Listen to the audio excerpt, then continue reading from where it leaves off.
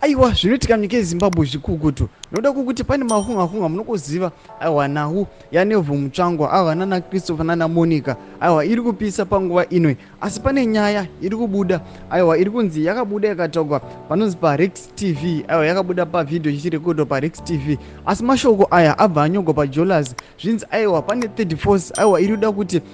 igopomera mutungamiri wenyika vemasondabzo Mnangagwa mhosva kuti vagobviswa pakutonga zvimwe kuda vagosungwa aiwa saipinda mashoko sekunyigwa kwaitiwa novano kuti bva wasubscribe ulike utina on the bell icon saka vanonyora vachiti iwe pakashata apa mumwe anonyora chete inzoko zviri kutaurwa nerex tv pavhidhiyo riri pano apo iri kuti pane chimwe chikwata chiri mubato rezanupf chinozivikanwa sekuti third force chiri